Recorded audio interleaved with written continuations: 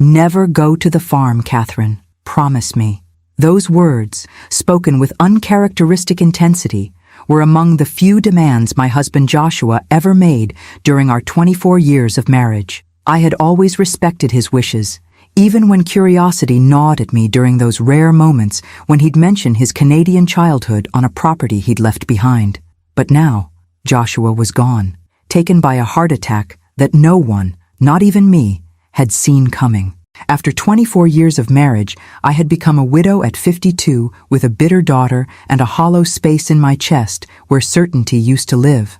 "Mrs. Mitchell?" The voice of Joshua's attorney, Mr. Winters, pulled me from my thoughts. We sat in his wood-paneled office 2 weeks after the funeral, the finality of death reduced to paperwork and signatures. "There's one more item. If you're watching, please like and subscribe to the channel and tell me in the comments where in the world you're from." He slid a small box across his desk. Inside lay an antique brass key attached to a maple leaf keychain and a sealed envelope with my name written in Joshua's precise handwriting. "What is this?" I asked, turning the heavy key in my palm. "Your husband purchased a property in Alberta, Canada 3 years ago. According to his instructions, you were only to be informed of its existence after his passing." Mr. Winters adjusted his glasses. "The deed has been transferred to your name. All taxes are paid for the next 5 years. A property? In Canada?" I struggled to process this information. Joshua didn't own any property outside of our home. "It's called Maple Creek Farm. Apparently it was his childhood home, though the deed shows it changed hands several times before he repurchased it. The farm, the place he'd forbidden me to visit, the place that had caused his gentle face to harden whenever it was mentioned. Mrs. Mitchell, there's something else you should know." Mr. Winters lowered his voice. "The property has become quite valuable recently. There have already been inquiries about its availability." "Valuable? It's a farm." "Yes, but according to my information, significant oil deposits were discovered in the region about 18 months ago. Your husband declined multiple offers from energy companies." My head spun with questions. Joshua had never mentioned oil, money, or any property purchase. We'd lived comfortably on his engineering salary and my income as a high school English teacher, but we were hardly wealthy. How had he afforded to buy a farm? And why keep it secret from me? I opened the envelope with trembling fingers. "My dearest Catherine, if you're reading this, then I've left you too soon. I'm sorry. There's so much I should have told you, but couldn't bring myself to face. The farm is yours now. I've spent the last 3 years transforming it from the broken place of my childhood into something beautiful, something worthy of you. I know I made you promise never to go there. I'm releasing you from that promise. In fact, I'm asking you to go, just once, before you decide what to do with it. On the main house's desk is a laptop. The password is the date we met, followed by your maiden name. I love you, Kat, more than you'll ever know. Joshua." I clutched the letter to my chest, tears blurring my vision. Even from beyond the grave, Joshua was full of surprises. "I need to see this place," I said finally. "Of course," Mr. Winters nodded. "But I should warn you, Joshua's family in Canada has contested the will. His brothers claim he was not mentally competent when he repurchased the family property. That's ridiculous. Joshua was the most rational person I've ever known. Nevertheless, they've filed legal objections. Given the property's newfound value, it might get complicated." I tucked the key into my pocket, a strange determination settling over me. "I'm going to Canada, Mr. Winters. Today." 48 hours later, after hastily booked flights and a long drive through the Alberta countryside, I found myself standing before imposing wooden gates marked Maple Creek Farm in wrought iron. Beyond stretched a property far larger and more impressive than I had imagined. Rolling hills, stands of maple trees turning gold with autumn, and in the distance, a large farmhouse and several outbuildings, all freshly painted. This was no broken-down family farm. This was an estate. The key turned smoothly in the gate's lock. As I drove up the winding gravel driveway, my heart pounded with anticipation and apprehension. What secrets had Joshua kept here?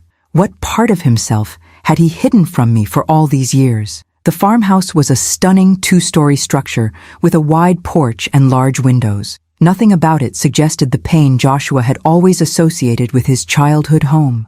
This place had been loved, restored, reimagined. My hands shook as I inserted the key into the front door. The lock clicked, the door swung open, and I stepped across the threshold into my husband's secret world. What I saw inside made me gasp, my knees weakening as I gripped the doorframe for support. The entryway opened into a soaring great room with exposed beams and a stone fireplace. But it wasn't the architecture that stole my breath. It was the horses. Not real ones, but everywhere I looked, exquisite paintings of horses in full gallop across endless fields, detailed sculptures capturing their power and grace, photographs of magnificent breeds framed in simple black frames.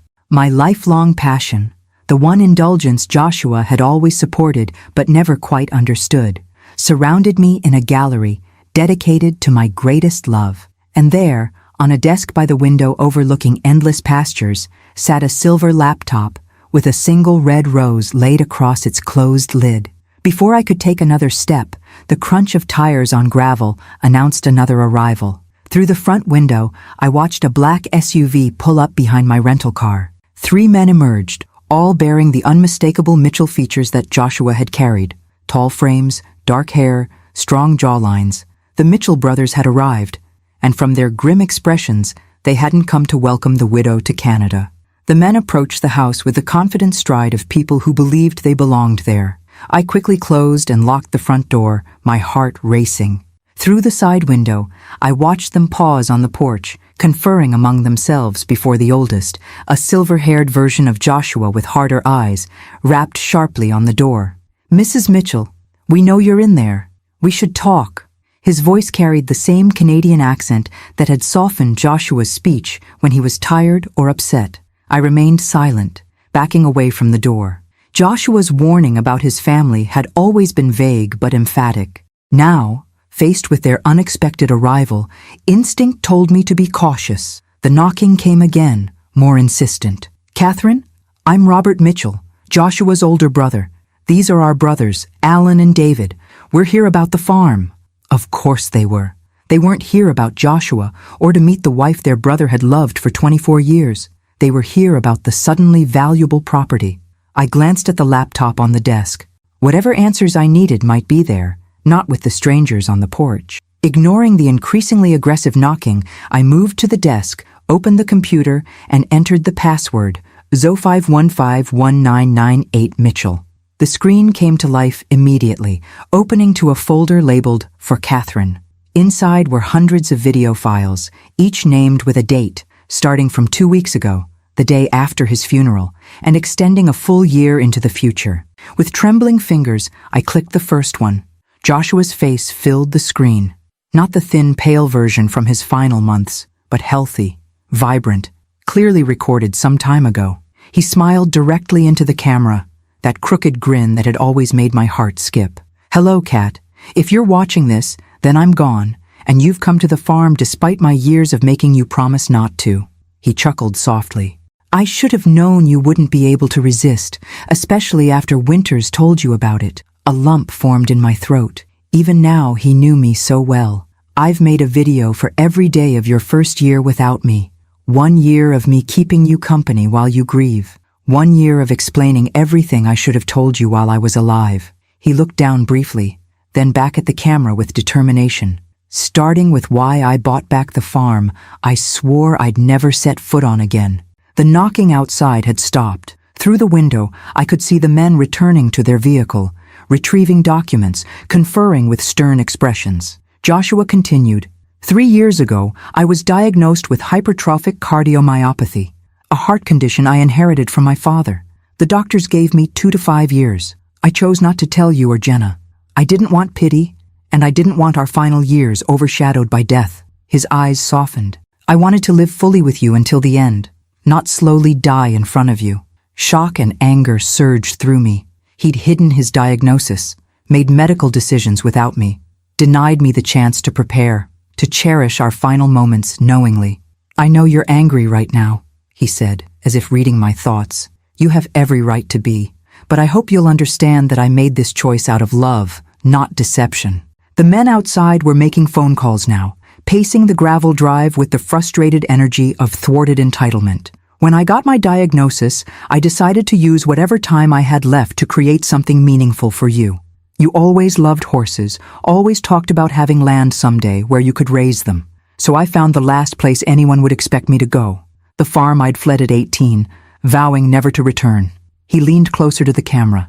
What my brothers don't know is that I legally bought the farm from our father before he died. The old man was broke after years of failed schemes, drinking away the family money. He sold it to me for a fraction of its worth, desperate for cash, swearing me to secrecy from my brothers who still thought they would inherit it someday. This explained the legal challenge. They believed they had rights to property that Joshua had legitimately purchased. The farm was in ruins when I bought it, Kat. Just like when I was a kid. But this time, I had the resources to transform it. Every business trip in the last 3 years, I was here, overseeing renovations, building something for you. Outside, the brothers had approached the door again. This time, the oldest, Robert, held a document against the window for me to see. A court order of some kind. My brothers will come for it, Joshua continued in the video, his expression hardening.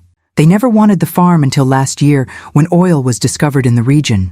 Suddenly, the worthless property they'd mocked me for buying was valuable. They'll try everything to take it from you.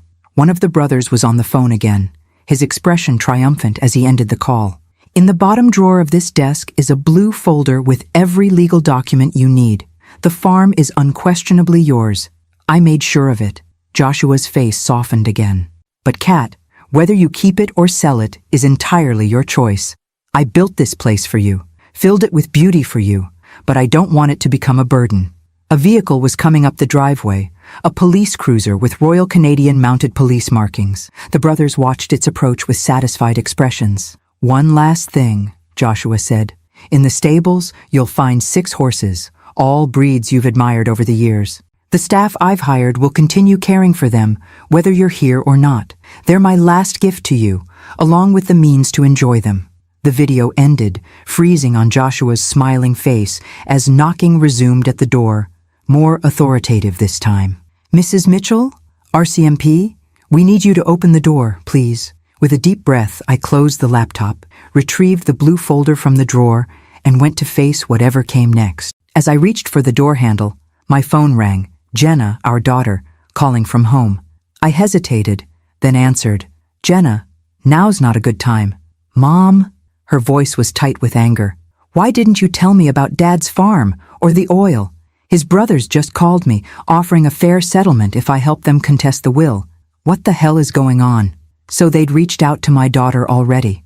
The realization ignited something protective and fierce within me. They weren't just coming after me. They were trying to manipulate my grieving daughter.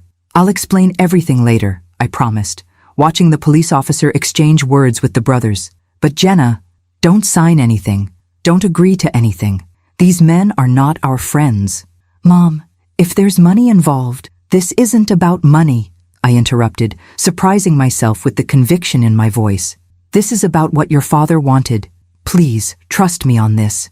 After a moment of silence, she sighed. Fine. But call me back as soon as you can. I hung up and opened the door to face a young RCMP officer flanked by 3 Mitchell men whose expressions ranged from smug to openly hostile. Mrs. Mitchell, I'm Constable Wilson.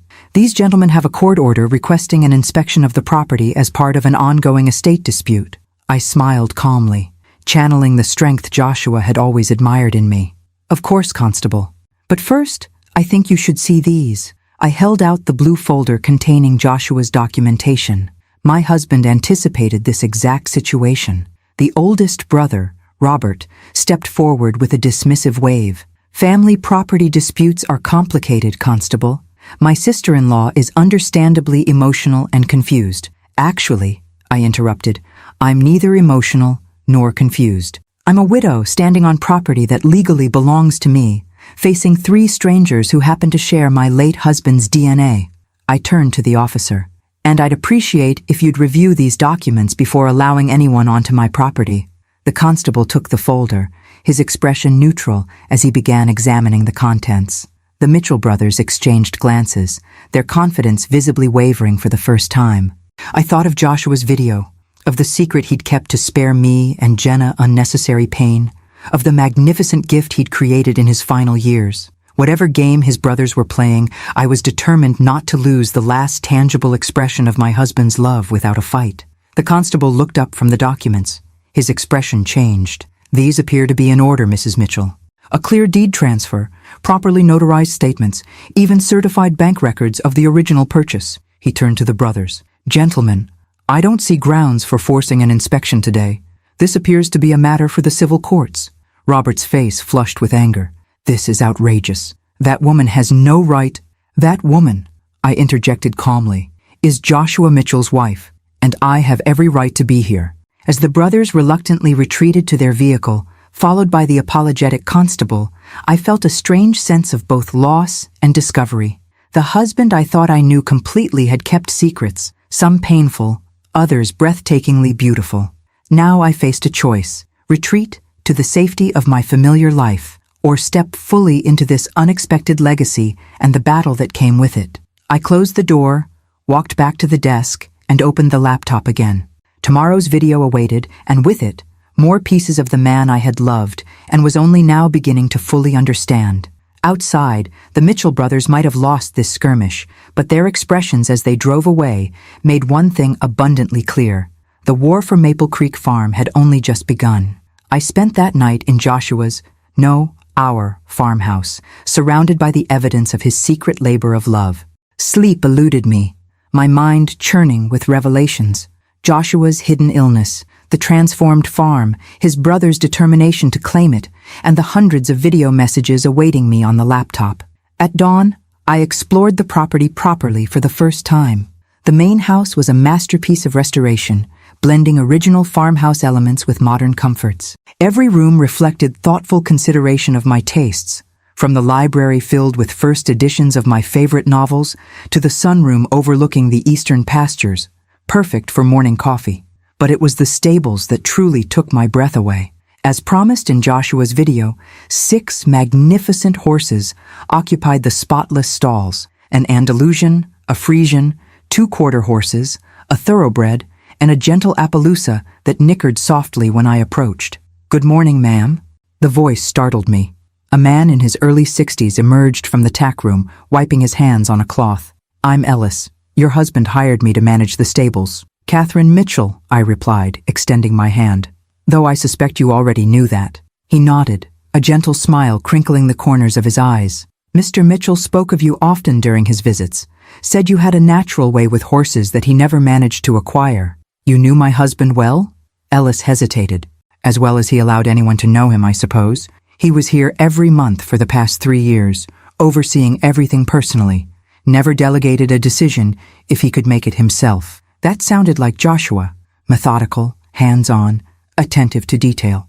"The black Frisian there," Ellis continued, nodding toward a magnificent stallion watching us with intelligent eyes. "That's Midnight. Your husband spent months tracking him down specifically. Said he reminded him of a horse in a painting you loved." My heart clenched. The Stubbs painting of a black horse against a stormy sky. I'd admired it at a museum 20 years ago, and Joshua had remembered. "Did he—" I hesitated, unsure how to frame the question. "Did my husband ever mention his health to you?" A shadow crossed Ellis's weathered face. "Not directly. But these last 6 months, he pushed harder, worked longer hours, added more features to the property. Like a man racing against a clock only he could see."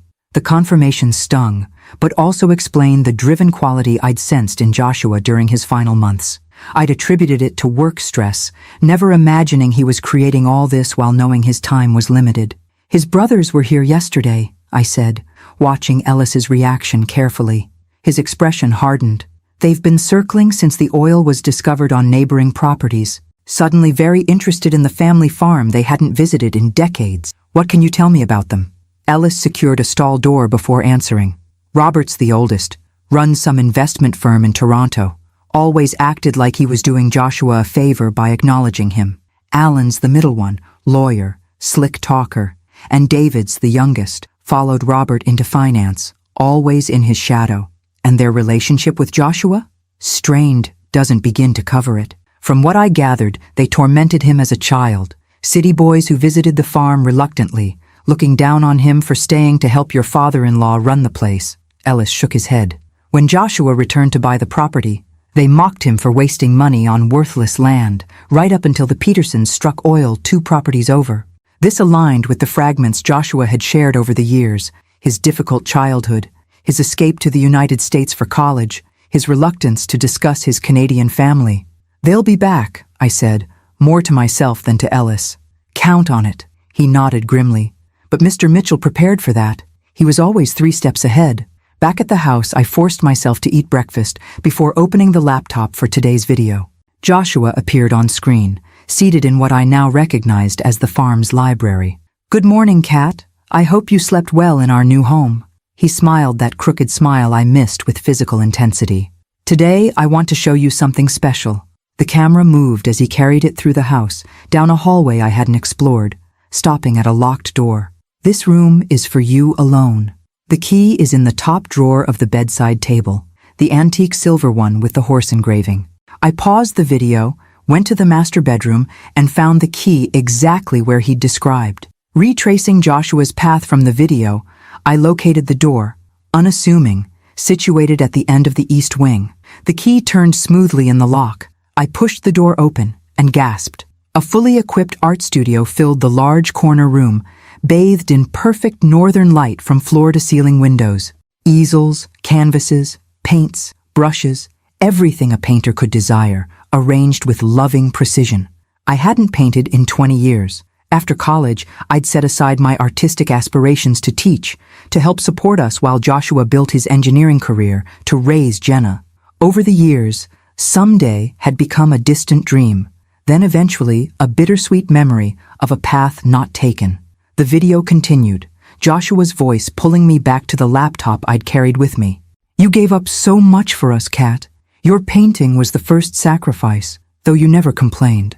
I always promised myself I'd give it back to you someday." Tears blurred my vision as I surveyed the studio, the professional-grade supplies, the inspiration books stacked neatly on shelves, the north-facing windows that would provide perfect, consistent light. "There's one more thing," Joshua continued. "Check the cabinet below the window seat."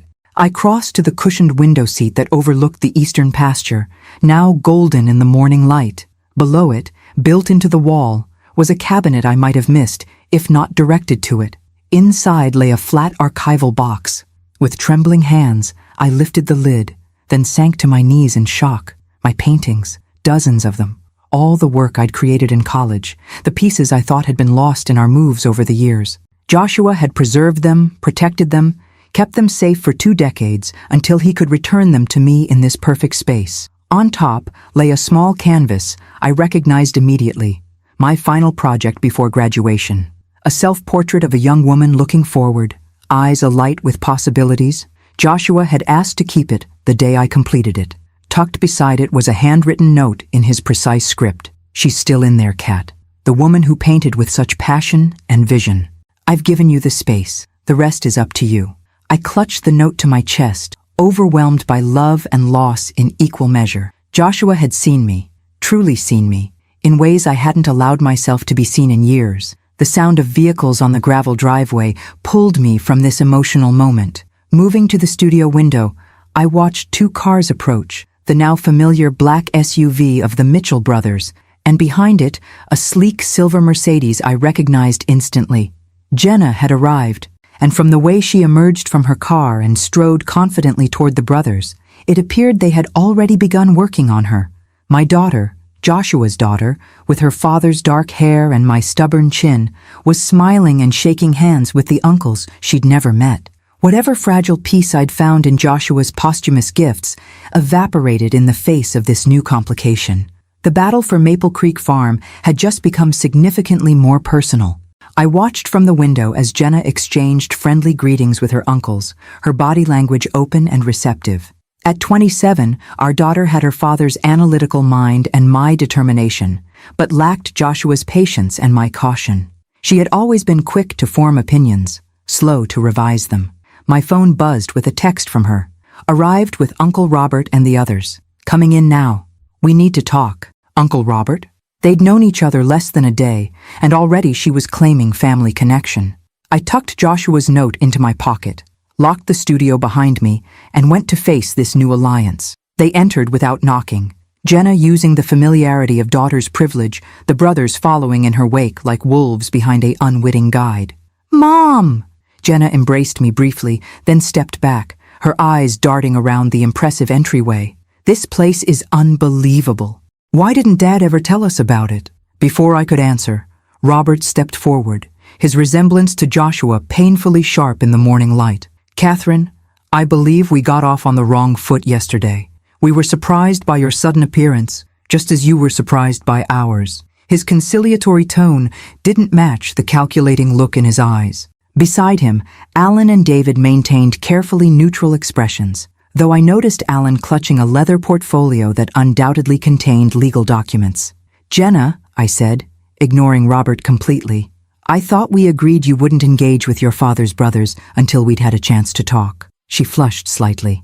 "They called again this morning with a very reasonable proposal. I thought I should at least hear them out in person." Her chin lifted defiantly, the same expression she'd worn as a teenager challenging curfew. "Besides, they're my family too. Family you didn't know existed until yesterday," I reminded her gently. "Only because Dad kept them from us," she countered, "just like he kept this whole place secret. Don't you think that's strange? What else was he hiding?" The question hit uncomfortably close to the revelations in Joshua's videos. He had hidden his illness, his property purchase, his reclamation of his artistic dreams for me. But his reasons had been born of love, not deception. "Your father had complicated relationships with his brothers," I said carefully. "He had reasons for the distance he maintained." Robert gave a dismissive wave. "Ancient history. Siblings clash, especially in difficult families like ours. What matters now is moving forward together." "Exactly," Jenna agreed, with the earnestness of someone who believed they were being perfectly reasonable. "Uncle Robert has explained everything. This farm has been in the Mitchell family for generations. Dad bought it from Grandpa Mitchell, but it was always meant to be shared among the brothers eventually." I suppressed a sigh. They'd been working on her for less than a day, and already she was parroting their version of events. "And the sudden interest in the property wouldn't have anything to do with the oil discovery?" I asked mildly. Alan stepped forward, opening his portfolio. "The mineral rights situation is just one aspect of the complex legal picture. We've prepared a fair settlement offer that honors Joshua's wishes while acknowledging the Mitchell family's historic claim to the property. We're prepared to be very generous," Robert added, placing a grandfatherly hand on Jenna's shoulder. "A 1/3 share to you, Catherine, 1/3 to Jenna, and 1/3 split among us brothers. Everyone wins." Jenna looked at me expectantly, clearly already sold on the proposal. "It makes sense, Mom. We don't need this huge place. We could sell it all, walk away with millions, and Dad's family stays intact." "Your father specifically left this property to me," I said, meeting Robert's gaze steadily. "Not to you, not to his brothers." "Out of confusion and misplaced sentiment," Robert countered smoothly. Joshua wasn't thinking clearly in his final years. A flash of anger burned through me. My husband was perfectly sound of mind until the day he died. "Then why all the secrecy?" David spoke for the first time, his voice softer than his brother's but no less pointed. "Why hide the property purchase from his wife and daughter? Why the elaborate arrangements with the lawyer? These aren't the actions of a man thinking rationally." I thought of the videos, the renovated farm, the art studio, each element meticulously planned as a final gift. Nothing about it suggested confusion or impaired judgment. "Mom," Jenna said, her voice gentler now, "I know this is hard. Dad left you, left both of us, and now we're discovering all these secrets. But this proposal makes financial sense. We'd both be set for life." The door opened behind them, and Ellis appeared, his weathered face concerned. "Everything all right, Mrs. Mitchell?" I saw the vehicles arrive. The brothers turned, clearly annoyed by the interruption. Robert's eyes narrowed. "This is a family matter." "Ellis is my employee," I said firmly. "He's welcome in my home." "Actually," Alan interjected, "his employment status is among the disputed assets pending resolution of our legal claim." Ellis stood his ground. "Mr. Mitchell hired me personally, made me promise to look after the place and Mrs. Mitchell if anything happened to him. We'll be reviewing all staff appointments," Robert said dismissively. "I'd heard enough. I think it's time for you to leave, all of you." I looked pointedly at the brothers, then softened my gaze when it reached Jenna. "Except you, of course. You're always welcome to stay." "You're not even considering their offer?" Jenna asked, incredulous. I'll review any written proposal with my own attorney, I replied, but I won't be pressured in my own home. Robert's mask of conciliation slipped, revealing the hard businessman beneath. This property is worth tens of millions with the oil rights. We can do this amicably, or we can make things very difficult. Is that a threat? I asked, with more calmness than I felt. A reality check, he corrected. You're a school teacher from Minnesota facing a legal battle against opponents with significantly more resources. Joshua may have meant well, but he placed you in an untenable position.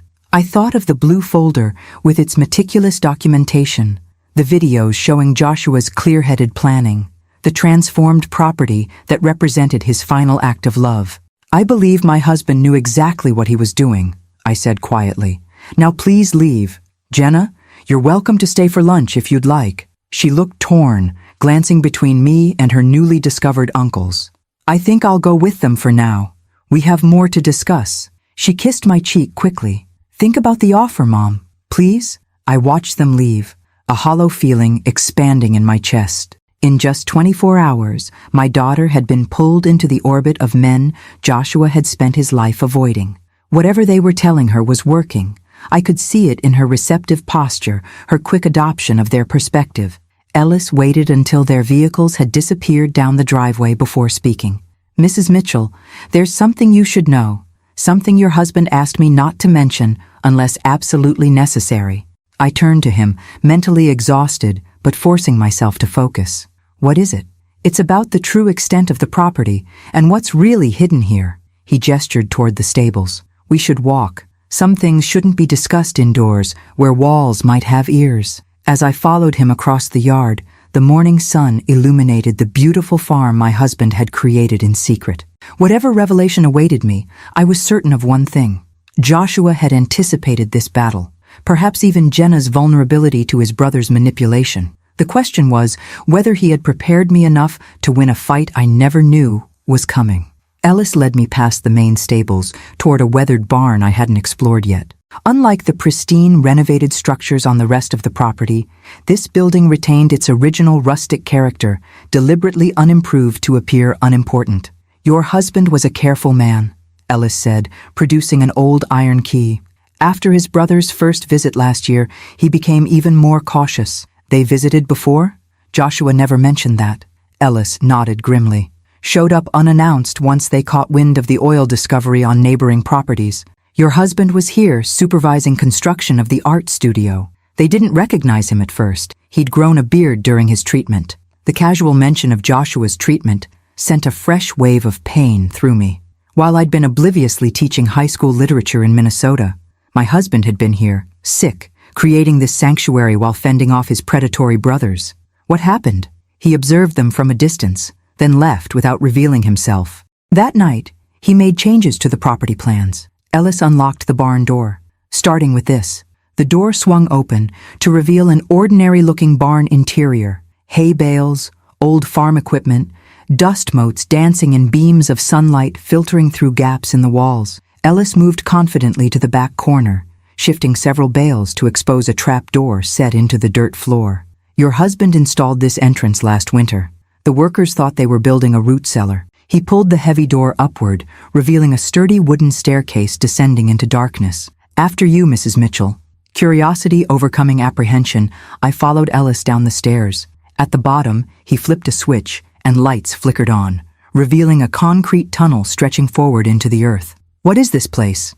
Your husband called it insurance. I call it genius. Ellis gestured for me to follow as he walked the tunnel. The Mitchell brothers think they know the full extent of the property and its value.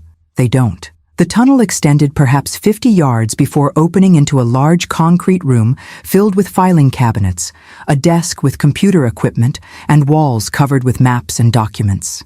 Welcome to Joshua's war room, Ellis said, a hint of pride in his voice. Everything he collected about his brothers, their business dealings, and the true value of Maple Creek Farm. I moved to the nearest wall where a detailed survey map was pinned, showing not just the farm, but surrounding properties for miles. Red markings indicated oil deposit locations, with handwritten notes about depth, quality, and extraction challenges. I don't understand, I said, turning to Ellis. Joshua knew about the oil. Not at first. He bought this place to renovate for you. Pure and simple. But about 18 months ago, when Peterson's land showed oil, he hired geologists to survey Maple Creek secretly. Ellis pointed to the map. They found something unexpected. The largest deposit isn't under the eastern section where everyone's drilling. It's here, under the western acres that look worthless. I studied the map more carefully, noting the concentration of red markings on the rugged, apparently unusable portion of the property that stretched into the foothills, land Robert hadn't even mentioned in his proposed division. The oil company surveys missed it because the formation is unusual, deeper and shaped differently than they expected, Ellis continued. Your husband verified it with 3 independent experts, swearing them to secrecy. So the property is even more valuable than his brothers realize? Exponentially. But that's not all. Ellis moved to a filing cabinet, withdrawing a thick folder. Joshua documented decades of questionable business practices by all 3 brothers. Tax evasion, insider trading, misappropriation of client funds. Enough evidence to ruin them professionally if it ever came to light. I leafed through the meticulous documentation, recognizing Joshua's thorough approach to problem solving. Email printouts, financial records, sworn statements from former employees. He had built an airtight case against his brothers. Why would he collect all this? Protection. Ellis sat at the desk, gesturing for me to take the other chair. He knew they'd come after the farm once he was gone. He wanted you to have leverage. I thought of Robert's smug confidence, Alan's legal maneuvering, their quick work turning Jenna against me. He anticipated everything. Not everything, Ellis said quietly. He didn't expect them to get to your daughter so quickly. The reminder of Jenna's betrayal stung. They're manipulating her with half-truths and promises of wealth. And playing on her grief, Ellis added. She lost her father suddenly. They're offering a connection to him through shared blood and history. Powerful draw for a young woman mourning her dad. He was right. Jenna had always been Daddy's girl, sharing Joshua's analytical mind and love of puzzles. His death had left her adrift, vulnerable to anyone offering connection to him. What do I do now? I asked, half to myself. That depends on what you want, Ellis replied. You could sell everything, property, oil rights, the whole package, and walk away wealthy but perhaps forever estranged from your daughter. You could fight the brothers legally using this leverage, which might win the battle but worsen family wounds. Or what? You could do what your husband always did. Think 3 steps ahead and find the path no one expects. I considered this as I continued examining the war room. On the desk sat a framed photograph I'd never seen before. Joshua as a teenager, standing proudly beside a magnificent chestnut horse, his face alight with an innocent joy I'd rarely glimpsed in the man I married. That's Phoenix, Ellis said, noticing my focus on the photo. Your husband's horse when he was a boy. Only bright spot in his childhood here, from what he told me. His brothers sold the animal when Joshua was away at school, just to hurt him, apparently. Another piece of the puzzle clicked into place. Joshua's support of my love for horses, despite having no personal interest in them. The 6 magnificent animals in the stable weren't just a gift. They were his reclamation of something precious his brothers had stolen from him. I picked up the photograph, a plan beginning to form in my mind. Ellis, does the laptop with Joshua's videos work down here? He nodded. There's a secure Wi-Fi network throughout the property. Your husband made sure of it. Good. I need to watch the next few videos ahead of schedule. Then I need you to arrange a meeting for me. With whom? First, my daughter, alone, away from her uncles, then my attorney. And finally, I glanced at the wall of evidence Joshua had compiled against his brothers. I think I'd like to speak with those oil company representatives who've been making offers on the property. Ellis smiled for the first time since we'd entered the hidden bunker. You're planning something your husband would approve of. I'm planning something worthy of the man who loved me enough to create all this, I corrected, a new determination steadying my voice. And I'm going to need your help. Whatever you need, Ellis promised. Your husband saved my life once, years ago. Gave me this job when no one else would take a chance on an ex-con trying to rebuild his life. I owe him everything, and by extension, I owe you. This was yet another side of Joshua I hadn't known. His quiet generosity extending beyond our immediate family, changing lives I'd never even heard about. As we left the bunker, carefully concealing the entrance again, I felt a strange sense of connection to my late husband. Not the grief that had dominated the past weeks, but a partnership that somehow continued beyond death. He had left me, not just a property and material security, but tools and knowledge to forge my own path forward. The Mitchell brothers believed they were facing a naive widow out of her depth. They had no idea what was coming. Over the next 48 hours, I barely slept, fueled instead by determination and the growing clarity of my plan. I watched a week's worth of Joshua's videos in a single night, each one revealing more of his strategy and the depth of his foresight. "They'll try to divide and conquer," he warned in one recording, as if speaking directly to my current situation. "Robert will be the friendly face, Alan the legal threat, David the silent observer, and they'll target Jenna. She's their easiest path to destabilizing your position." In another video, he walked through the western section of the property, the supposedly worthless acres his brothers had deliberately excluded from their proposal. "This land looks like nothing, Kat. Scrubby hills, rocky terrain, difficult access. That's why it's perfect. No one looks closely at what appears valueless." Armed with Joshua's insights and my own growing understanding of what I faced, I arranged to meet Jenna at a small cafe in the nearest town, 20 miles from the farm. Neutral territory, away from both the Mitchell brothers' influence and the emotional pull of Joshua's carefully crafted sanctuary. She arrived 15 minutes late, defensive posture already in place before she even sat down. "I can't stay long. Uncle Robert is taking me to meet the family attorney this afternoon." "Uncle Robert?" I repeated mildly. "You've become quite close in 3 days." She flushed. "They've been nothing but kind and welcoming, which is more than I can say for you. You're treating them like enemies instead of Dad's family." I sipped my coffee, choosing my next words carefully. "Do you remember that art history course you took sophomore year? The professor who talked about perspective, how where you stand completely changes what you see. What does that have to do with anything? You've only heard their perspective on this situation. I'm asking you to consider there might be another view. Your father's. Dad's dead," she said bluntly, pain flashing across her features. "And he obviously didn't trust either of us enough to tell us about this place while he was alive." I reached into my bag and withdrew a tablet. "Actually, he left something for both of us." "What is that?"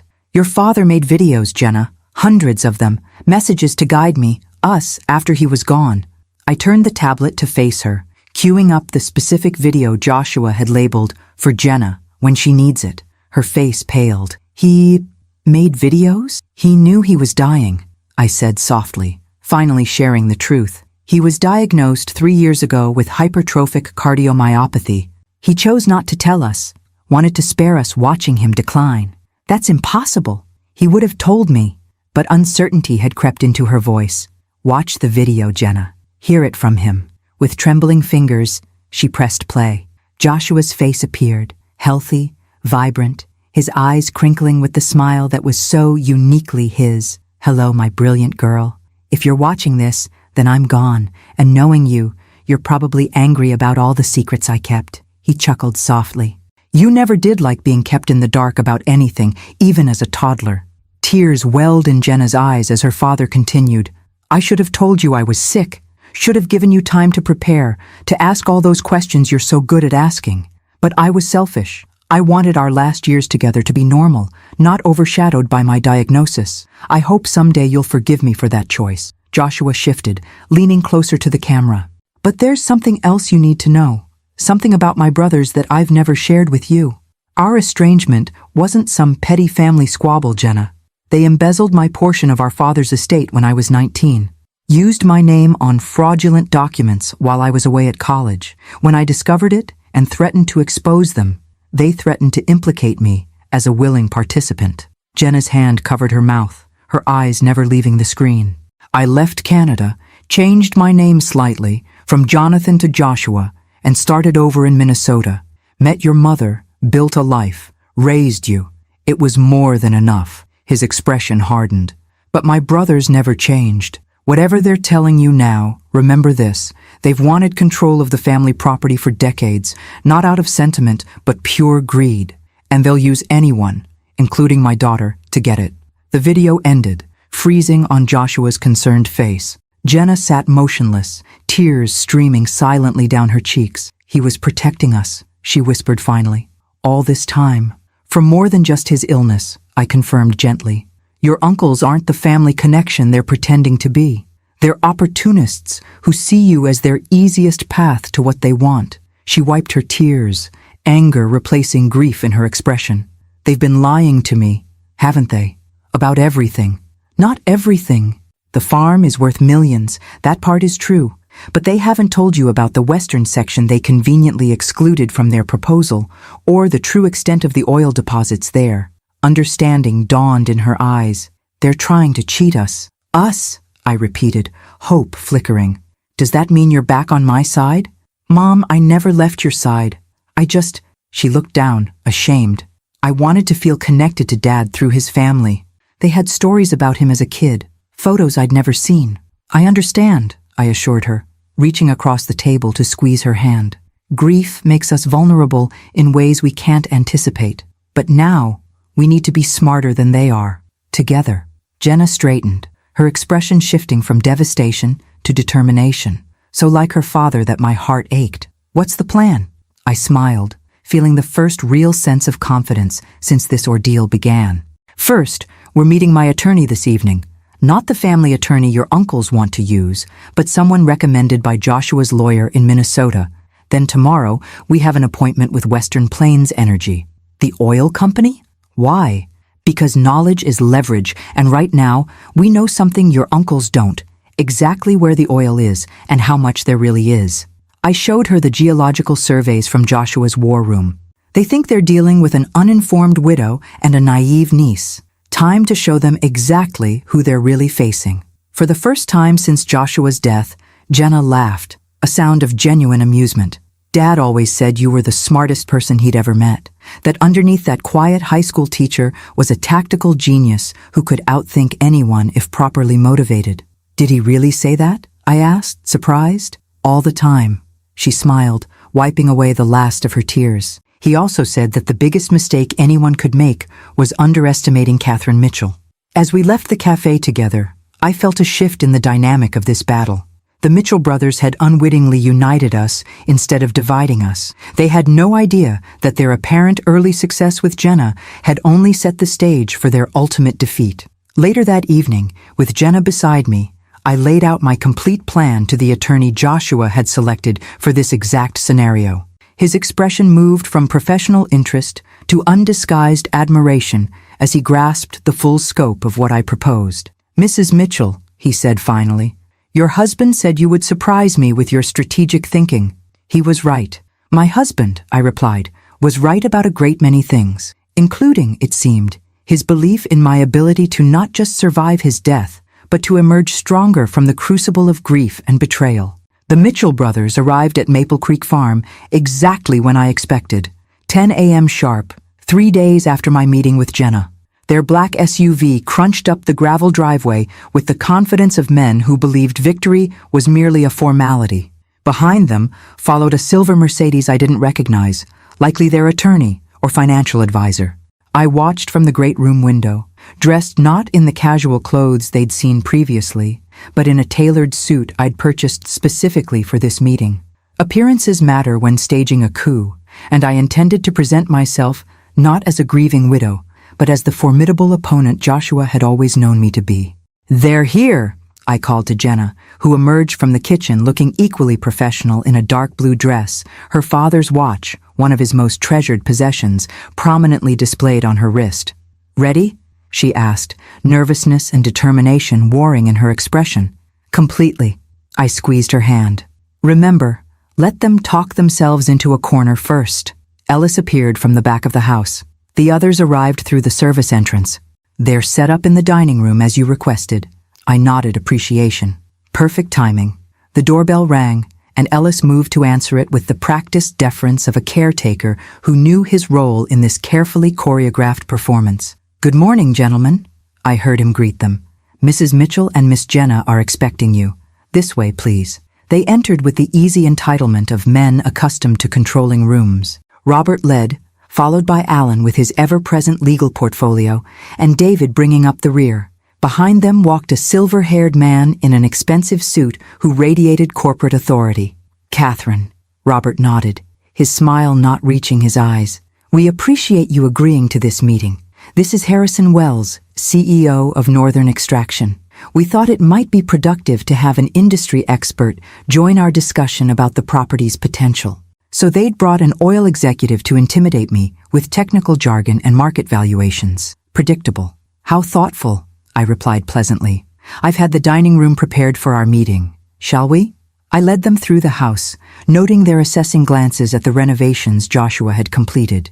In the formal dining room, a large table had been set with documents at each place, water carafes and coffee service, the picture of professional preparation. Please, sit, I gestured. I believe we have much to discuss. As they settled into their chairs, expressions of confidence still firmly in place, I remained standing at the head of the table. Before we begin, I said, I want to thank you for your previous proposal. It was educational. Robert's smile widened, clearly interpreting my comment as submission. We're pleased you've had time to consider our offer. With Mr.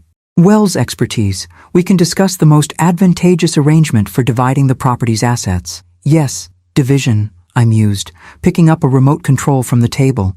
That's precisely what I'd like to discuss. I pressed a button, and a hidden screen descended from the ceiling at the far end of the room.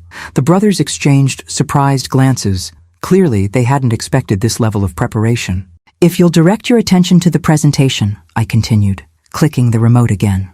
A detailed map of Maple Creek Farm appeared on the screen, showing property boundaries, topographical features, and geological formations. This is the complete survey of Maple Creek, I explained. All 2,200 acres, not just the eastern 800 acres mentioned in your proposal. Alan shifted uncomfortably. The western section is undevelopable rocky terrain. We excluded it for simplicity's sake. How considerate, I smiled, except for one small detail. Another click, and the map overlaid with oil deposit locations, the complete geological survey from Joshua's war room, showing the massive reserve beneath the worthless western acres. Harrison Wells straightened in his chair, professional mask slipping as he leaned forward to study the projection with sudden intense interest. As you can see, I continued calmly, the primary oil deposit extends predominantly beneath the western section, the acres you so generously offered to exclude from our fair division. Robert's face flushed. These surveys are unreliable. Northern Extraction's analysis indicates— Actually, interrupted a new voice as the connecting door opened, those surveys have been verified by 3 independent geological teams. The Mitchell brothers turned in shock as Thomas Reeves, CEO of Western Plains Energy, Northern Extraction's primary competitor, entered the room, followed by my attorney and 2 individuals in business attire. What is this? Robert demanded, half rising from his chair. This, I said pleasantly, is a meeting about the true value and future of Maple Creek Farm. Mr. Reeves has expressed significant interest in the property's potential, particularly after reviewing the complete geological data my husband compiled. Harrison Wells shot a betrayed glance at the Mitchell brothers. You told me you had exclusive negotiating rights to this property. They don't, my attorney interjected smoothly, placing additional documents on the table. Mrs. Mitchell holds clear, uncontested title to the entire property, including all mineral rights. The documents you've been shown by the Mitchell brothers have no legal standing whatsoever. Robert slammed his hand on the table. This property has been in the Mitchell family for generations. Joshua had a moral obligation. Moral obligations? Jenna spoke for the first time, her voice steady despite her white-knuckled grip on her water glass. Like the moral obligation you had to my father when you stole his inheritance, or forged his signature on loan documents, or threatened to implicate him in your financial crimes if he exposed you? The brothers froze, color draining from their faces. What exactly is she talking about? Harrison Wells asked, looking increasingly uncomfortable. Perhaps these will clarify matters, I said, nodding to my attorney, who distributed sealed envelopes to everyone at the table.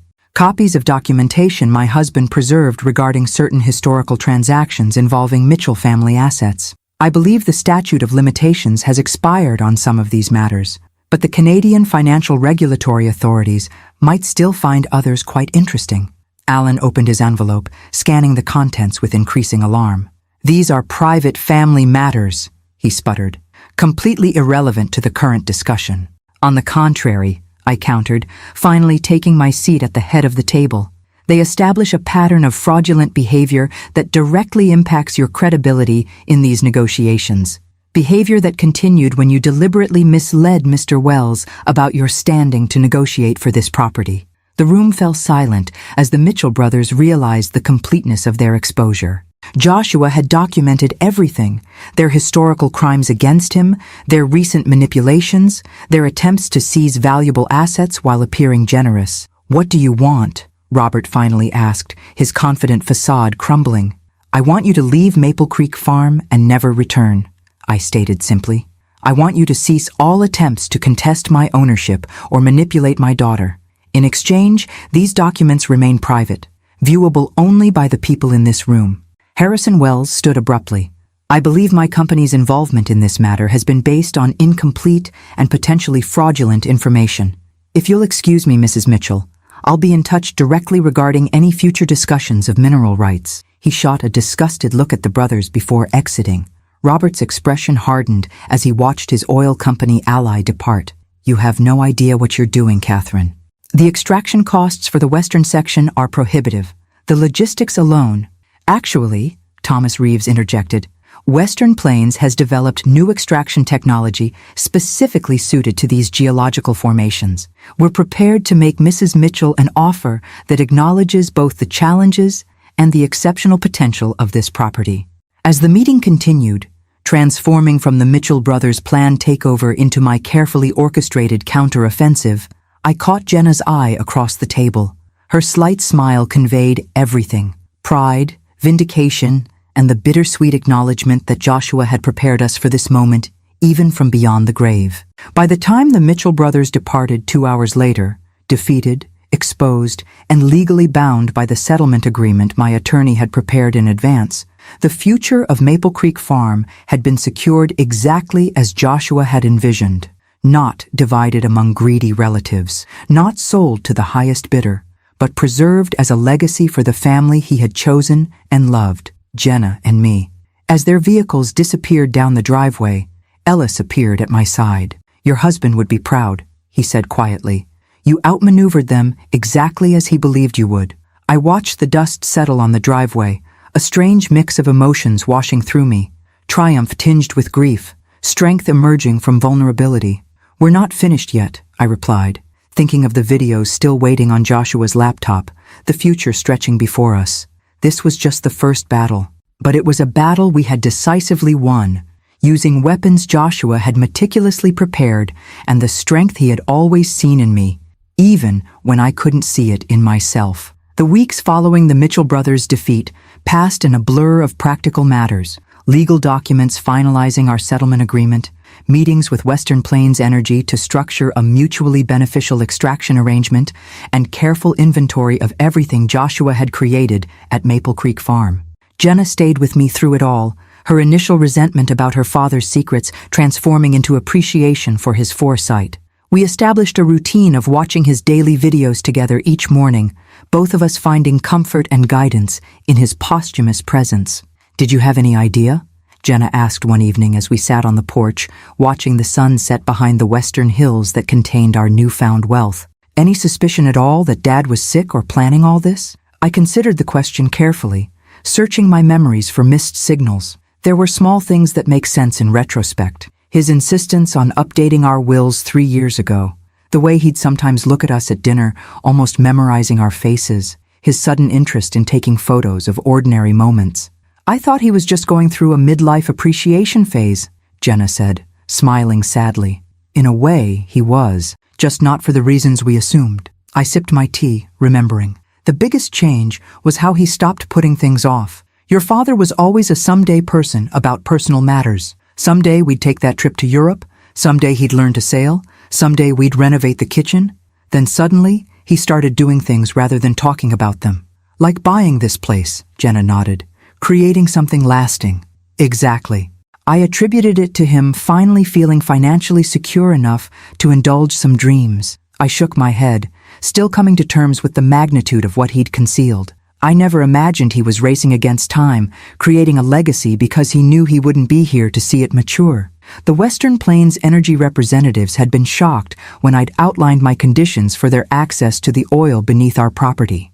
Rather than selling the mineral rights outright for a lump sum as most landowners did, I had insisted on a structured arrangement that prioritized environmental protection, employed sustainable extraction methods, and established a substantial trust for restoration after the oil was depleted. Mrs. Mitchell, their lead negotiator, had said, "These terms are highly unusual in the industry." "Then perhaps the industry needs more unusual terms," I had replied, channeling Joshua's quiet confidence. "The oil has been there for millions of years. It can stay there until we agree on responsible methods to retrieve it." To my surprise, Thomas Reeves, the CEO, had been intrigued rather than deterred by my approach. "Your husband mentioned you were an environmental science major before switching to literature," he'd noted. "He said you'd insist on doing this right, not just profitably." Another piece of Joshua's planning revealed. He'd clearly been in communication with select industry leaders, laying groundwork for negotiations he knew would follow his death. 1 month after claiming my inheritance, I stood in the art studio Joshua had created, sunlight streaming through the north-facing windows, illuminating a blank canvas on the easel. After decades away from painting, I had finally picked up a brush again, hesitantly at first, then with growing confidence. Today's subject waited patiently in the paddock, visible through the studio windows. Midnight, the magnificent Frisian stallion Joshua had purchased, because he reminded him of a painting I'd admired 20 years earlier. Ellis had been teaching me to ride again, my middle-aged body protesting, then adapting to the forgotten rhythms of horsemanship. "Mom?" Jenna appeared in the doorway, laptop in hand. "Today's video is different. I think you should see it alone." I set down my paintbrush, curious. We had fallen into the routine of watching Joshua's daily messages together over breakfast, finding comfort in the shared experience. Different how? It's marked specifically for month 2, day 15. He titled it, "When Catherine Starts Painting Again." She handed me the computer with a gentle smile. He knew you would, eventually. Alone in the studio, surrounded by the tools of a passion I was rediscovering, I opened the laptop and pressed play. Joshua appeared, seated in this very room before any of the art supplies had been installed, the space bare except for the magnificent windows. "Hello, my love," he began, his smile warm and intimate. "If you're watching this, you've found your way back to your art, back to the passion you set aside for our family all those years ago." I touched the screen gently, tears welling in my eyes. "I've been thinking a lot about legacy," he continued. "What we leave behind, what marks we make on the world. Most people think of legacy in terms of children or wealth or accomplishment, but there's another kind of legacy, the enabling of possibility in those we love." He gestured to the empty room around him. "This space isn't finished yet, but in my mind, I can see it completed, filled with light and color and your creations. I imagine you standing before an easel, brush in hand, finally giving form to the visions you've carried inside you all these years." I glanced at the half-finished portrait of Midnight on my easel, struck by how closely it aligned with Joshua's imagination. "I've structured everything to give you freedom, Kat," he continued. "Financial security through the oil rights, protection from my brother's interference, a beautiful space to create. But what you do with that freedom, that's your legacy to build, not mine to dictate." He leaned closer to the camera, his expression intense. "The farm, the horses, the art studio, they're not the inheritance. They're just the tools. The real inheritance is possibility, the chance to become more fully yourself without constraint." I paused the video, overwhelmed by the depth of his understanding. Joshua had known me better than I knew myself, had seen the dormant artist still alive within the practical teacher and devoted mother I'd become. When I resumed the video, his expression had softened again. "I have one request, though it's yours to accept or decline. In the storage closet behind this room is a large canvas I commissioned before my diagnosis. It's blank, waiting. When you're ready, truly ready, I hope you'll create something for it. Something that captures not just what you see, but what you feel about this place that brought me back to my beginnings and will carry you into your future." The video ended with his familiar sign-off, "Until tomorrow, my love." I sat motionless for several minutes, processing his words. Then, moved by impulse, I went to the storage closet and found exactly what he'd described, an enormous blank canvas, custom-built for the prominent wall in the great room. It was the perfect size to create a statement piece, a focal point for the heart of the home Joshua had created. Over the following weeks, as autumn painted the landscape in brilliant hues, I sketched countless drafts, trying to capture the essence of Maple Creek Farm and what it represented. None satisfied me until one morning, watching Jenna riding midnight across the eastern meadow, something clicked. The painting took shape gradually. Not a traditional landscape, but a blending of real and metaphorical elements. The farm as it existed now in the background, rendered with photographic precision. In the foreground, a series of translucent layers showing what had come before. The abandoned property Joshua had purchased, the family farm of his childhood, and beneath it all, the ancient land that had witnessed generations come and go. Threading through these temporal layers were two riders on horseback, a man and a woman, their features indistinct enough to represent both specific and universal journeys. Behind them, barely visible unless you knew to look, a third figure, a young woman, forging her own path forward. When the painting was finally complete, Ellis helped me hang it in its designated place in the great room. Jenna stood back, studying it with tears in her eyes. "It's him, isn't it? And you? And me." She traced the paths of the riders with her finger from a distance, the past, present, and future of this place. "Legacy," I said simply. "Not what's left behind, but what continues forward." That evening, as I watched the sunset from the porch of what was now truly my home, I felt Joshua's presence not as a ghost or memory, but as a continuing partnership. He had given me not just material security, but a framework for reinvention, the freedom to discover who Catherine Mitchell might become when unconstrained by circumstance.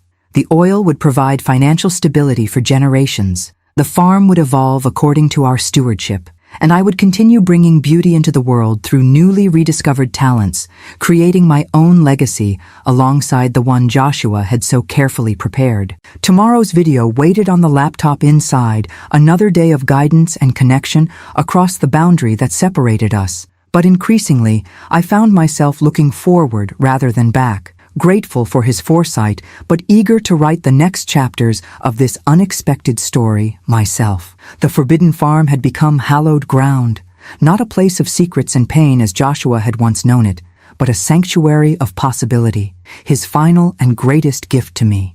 Winter descended on Maple Creek Farm with dramatic beauty, pristine snowfall blanketing the rolling pastures, ice crystals forming delicate patterns on the windows, smoke curling from the stone chimney into the crisp Alberta sky. I had decided to stay through the season rather than return to Minnesota, drawn to experience the full cycle of seasons on this land that had become my unexpected home. Jenna had reluctantly returned to her life in Minneapolis, her marketing firm unwilling to extend her leave of absence indefinitely. Our daily video ritual continued via FaceTime, the three of us still connected. Jenna in her urban apartment, me in the farmhouse living room, and Joshua's recorded presence binding us across time and space. "The Western Hills are particularly beautiful after fresh snow," Joshua remarked in today's video, filmed exactly 1 year ago in this same room. "If Ellis has kept up the maintenance on the snowmobile in the equipment barn, take it out to the ridge overlooking the valley. The view at sunrise is worth the early wake-up call."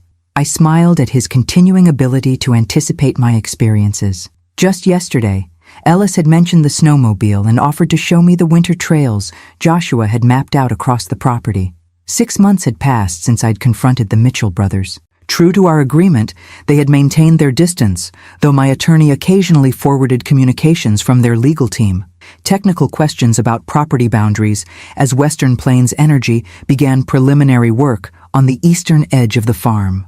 The oil extraction project was proceeding with deliberate care, the company honoring our unusual arrangement that prioritized environmental protection over rapid profit. Thomas Reeves had become an unexpected ally, his initial business interest evolving into genuine respect for the sustainable approach Joshua had envisioned and I had insisted upon. My phone rang, pulling me from these thoughts. Jenna's name flashed on the screen. "Everything okay?" I answered, immediately concerned by the unexpected call. Our daily video chat wasn't scheduled for several hours. "I'm not sure," she replied, her voice tense. "I just had a strange visit from Uncle David." My grip tightened on the phone. "David? What did he want?" "Officially, he came to apologize for his role in trying to manipulate me against you." She paused, but something felt off about the whole conversation. He kept asking subtle questions about the farm, whether I visited often, if I'd noticed any unusual activity around the property. Did you tell him anything? Of course not. I kept responses vague and non-committal. Her voice lowered. Mom, I think they're planning something. This felt like reconnaissance. A chill that had nothing to do with the winter temperature ran through me. The Mitchell brothers had been suspiciously quiet these past months. Too quiet, perhaps, for men accustomed to fighting for what they wanted. I'll alert Ellis and increase security, I assured her, and I'll have my attorney contact theirs with a reminder about the terms of our agreement. There's something else, Jenna added hesitantly. David mentioned that Robert has been ill, some heart condition requiring surgery. He tried to play on my sympathy, suggesting that family should come together in difficult times. The same heart condition that had taken Joshua? The genetic hypertrophic cardiomyopathy he'd inherited from his father? I wondered if Robert had hidden his diagnosis from his brothers just as Joshua had concealed his from us. Be careful, Jenna. This could be legitimate, or it could be another manipulation tactic. That's what I thought. She sighed. I hate being suspicious of every interaction with Dad's family. It shouldn't be this way. After ending the call, I walked to the window overlooking the snow-covered driveway, unease settling in my stomach. The Mitchell brothers had proven themselves ruthless and deceptive. Their apparent retreat might simply be strategic regrouping. I called Ellis immediately, relaying Jenna's concerns. His response was characteristically calm, but resolute. I'll alert the security team and check the perimeter surveillance, he assured me. We installed those systems for exactly this scenario. Another of Joshua's precautions, discreet but comprehensive security throughout the property, with cameras monitoring all access points and motion sensors covering the most vulnerable approaches. At the time, I thought it excessive. Now, I was grateful for his foresight.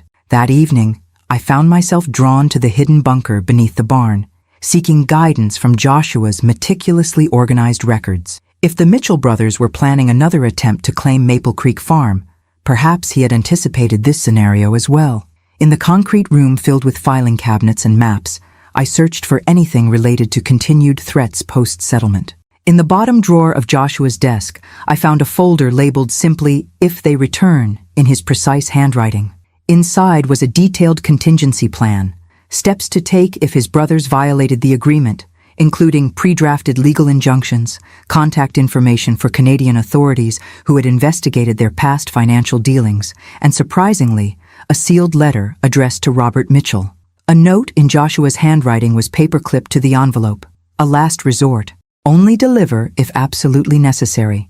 What had my husband written to his estranged older brother that he considered so potentially powerful or damaging that it should only be used in extremis? The envelope was sealed, the contents a final mystery Joshua had left for me to uncover only if circumstances demanded it. I returned to the main house, the sealed letter secure in my pocket, my mind turning over possibilities and strategies. Outside, gentle snow began falling again, adding another pristine layer to the winter landscape. The next morning, Ellis knocked on my door as I was finishing breakfast. "We have visitors," he announced, his expression grave. "All 3 Mitchell brothers, plus 2 men I don't recognize." "At the gate?" He nodded. "They're requesting entry. Robert claims it's a personal family matter, not related to the property dispute." I moved to the great room window, which offered a view of the entrance gates in the distance. 2 vehicles waited there, the familiar black SUV and a more modest sedan. "What do you think they really want?" I asked Ellis. "Nothing good," he replied bluntly. "But refusing to see them might provoke whatever they're planning. Better to control the encounter on our terms." I considered this, hand unconsciously touching the letter in my pocket. "Have security stay alert but not visible. Let them approach the main house only, no access to other buildings." As Ellis went to convey these instructions, I called my attorney to inform him of the unexpected visit, then Jenna to warn her that her uncles had appeared at the farm less than 24 hours after David's casual visit to her. "Do you want me to come?" she asked immediately. "I can be on the next flight." "No," I decided. "Stay where you are. This might be exactly what they want, to get both of us here, isolated from our legal support system." Through the window, I watched the gates open, allowing the 2 vehicles to proceed up the long driveway. Steeling myself, I went to my bedroom to retrieve one additional item Joshua had left for precisely this type of confrontation. A small digital recorder disguised as a decorative brooch. Whatever the Mitchell brothers wanted, I intended to have a record of every word. When the doorbell rang, I was waiting in the great room, seated calmly in the armchair facing the entryway, the recorder pinned to my sweater, the mysterious letter secure in my pocket. Ellis answered the door with professional courtesy, ushering in our unwelcome visitors. Robert entered first, looking noticeably thinner than at our last encounter, his complexion grayish beneath his tan. Alan and David followed, their expressions carefully neutral. The two strangers brought up the rear, one carrying a medical bag, suggesting he was a physician, the other holding a leather portfolio, similar to those favored by legal professionals. "Catherine," Robert nodded in greeting, his voice lacking its usual commanding tone. "Thank you for seeing us without an appointment." "Family always seems to arrive unexpectedly," I replied mildly. "Please sit."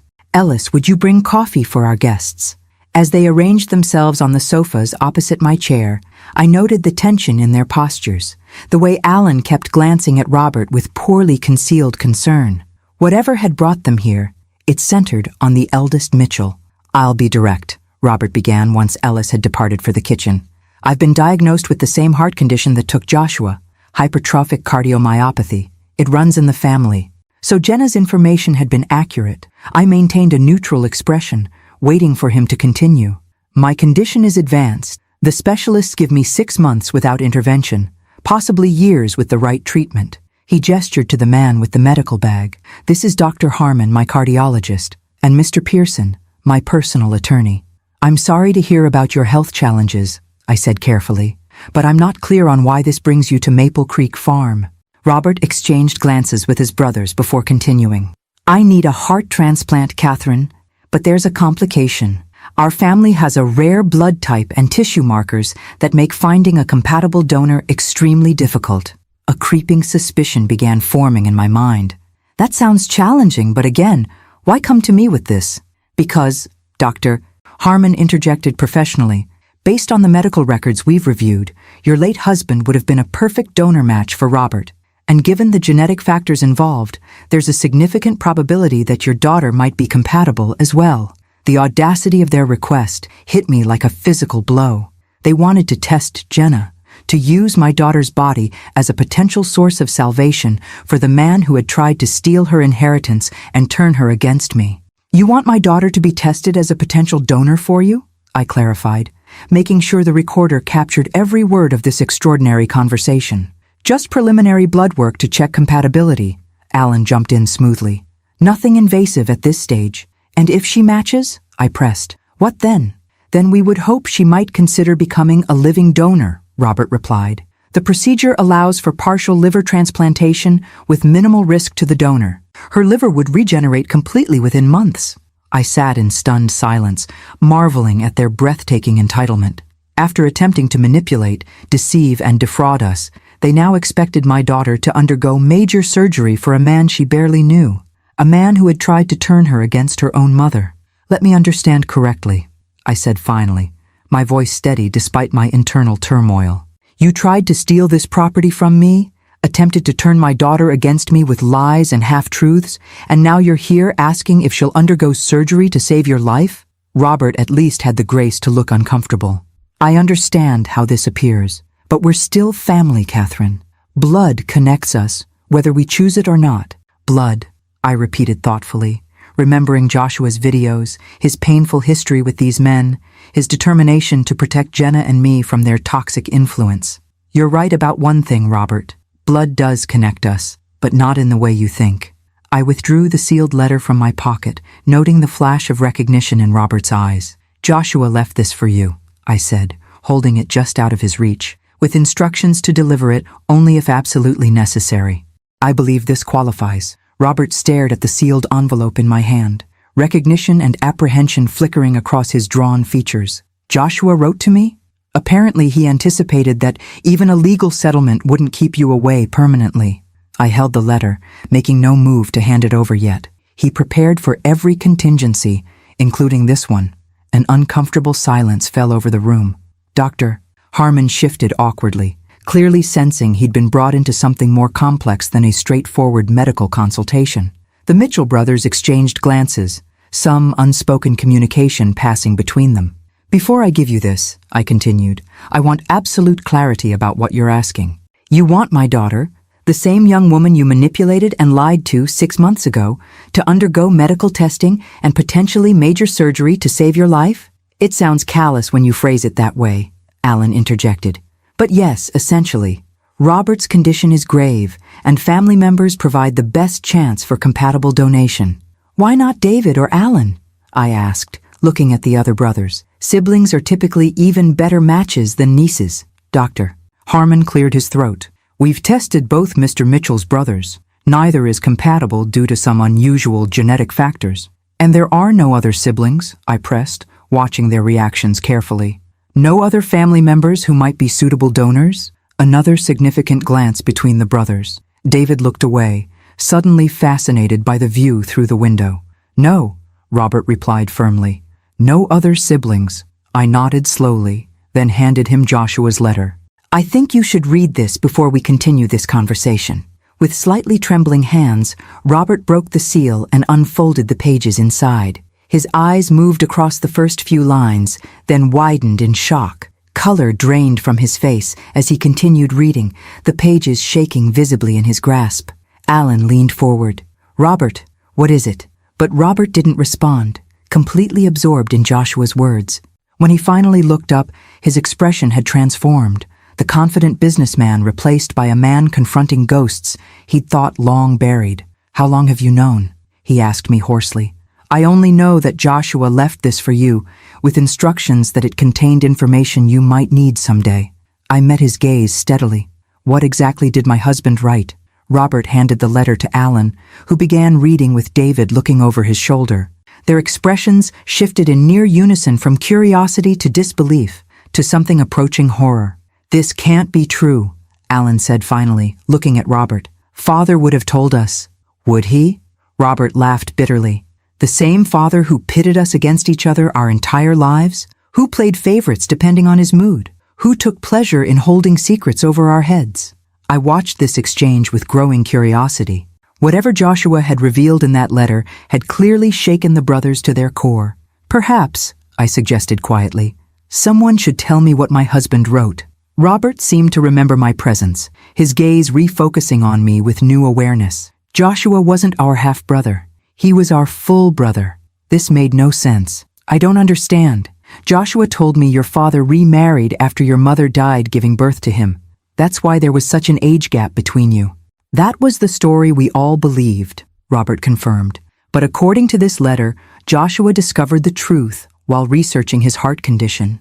Our mother didn't die in childbirth. She left our father when Joshua was an infant, unable to tolerate his abusive behavior any longer. Father created the story about her death to avoid the scandal of abandonment and to punish her by erasing her completely.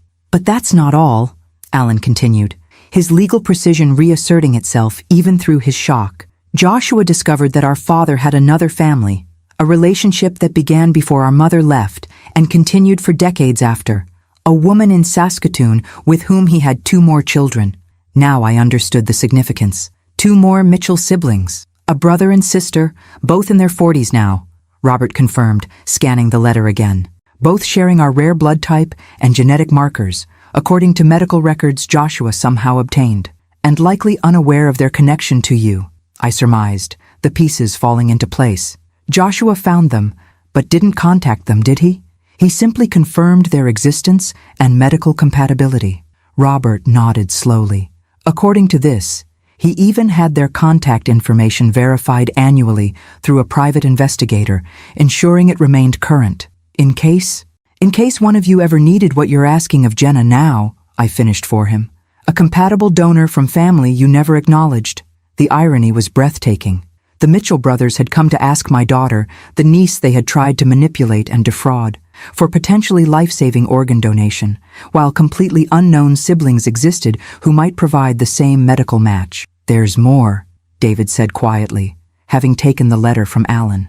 Joshua writes that he only discovered all this after his own diagnosis. He was already planning Maple Creek Farm for you, Catherine, but learning about these other siblings solidified his resolve to break completely from the Mitchell family legacy of secrets and manipulation.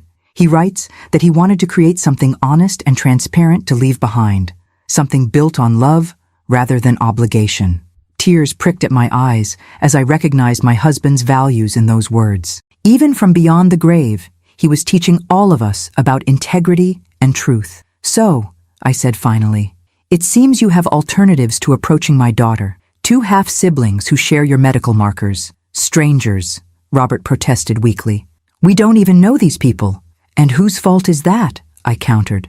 "Your father chose to keep them secret. You and your brothers chose to treat Joshua as less worthy than yourselves. Now you face the consequences of those choices." "Doctor," Harmon cleared his throat again, "forgive me, but from a medical perspective, any potential donor should be contacted quickly. Mr. Mitchell's condition is deteriorating rapidly."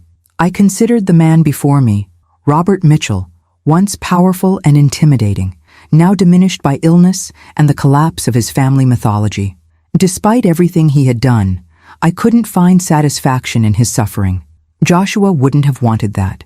"The contact information for your half-siblings," I said. "Is it included in the letter?" Robert nodded mutely. "Then I suggest you begin there," I told him. "Not with demands, but with humility and truth. Tell them who you are, explain your medical situation, and give them the choice that should be theirs to make, just as such a choice would be Jenna's alone.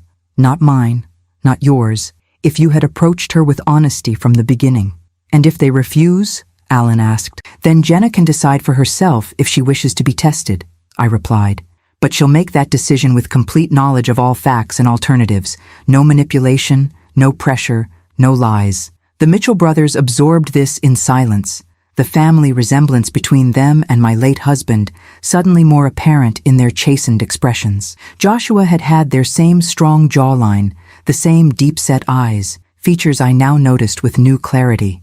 "We'll go," Robert said finally, rising with effort from the sofa. "Thank you for this." He gestured to the letter, which David carefully folded and returned to the envelope.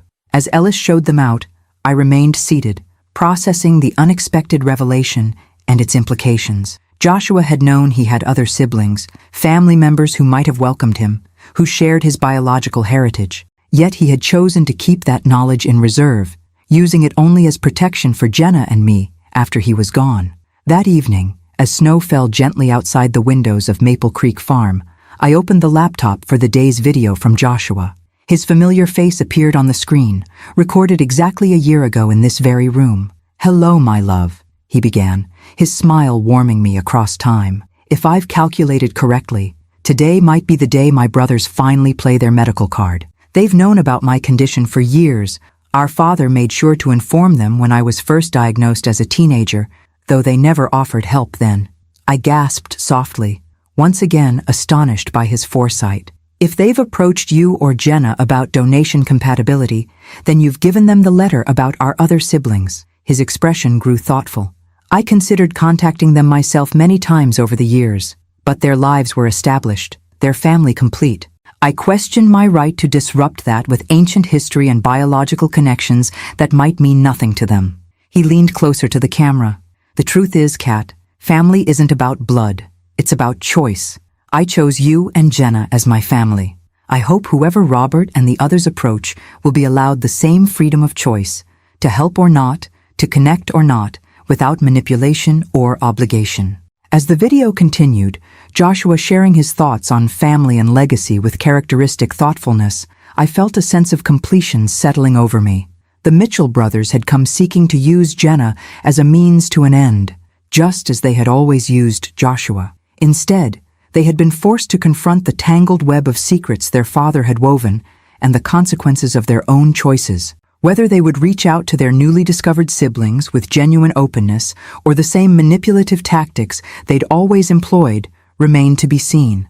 But that was no longer my concern, or Joshua's, or Jenna's. We had broken free of the toxic Mitchell family dynamics, claiming our own legacy through Maple Creek Farm and the life we were building here. Joshua had transformed his childhood prison into my sanctuary, his painful past into my promising future. The forbidden farm had become hallowed ground indeed, not because of the oil beneath its soil or the financial security it provided, but because it represented Joshua's final triumph over the family that had rejected him and the lasting love that had sustained him. Spring would come again to Maple Creek Farm. The horses would run in green pastures, Oil would be carefully extracted from the western hills, and I would continue creating art in the studio my husband had designed. Jenna would visit when she could, perhaps bringing children of her own someday to ride horses and explore the land their grandfather had reclaimed. And Joshua would remain present in the legacy he had so carefully crafted, not just in the daily videos that would eventually end, but in every corner of this place that reflected his love, his foresight, and his determination that the mistakes of the past would not dictate the shape of the future. The forbidden had become the cherished. The secret had become the celebrated. And I, Catherine Mitchell, had become the caretaker of a legacy built not on obligation or blood, but on the purest foundation of all, love freely given and gratefully received. Until tomorrow, my love, Joshua said, as the day's video concluded. Until tomorrow, I whispered back, knowing that while tomorrow would bring a new video, a new message from the past, it would also bring me one day closer to the future I was now creating, inspired by his example, but shaped by my own emerging strength. The legacy of Maple Creek Farm continued, no longer forbidden, but forever transformed. Thank you very much for watching. Share with those who also like stories, subscribe, and tell me in the comments if you liked my story. Cheers.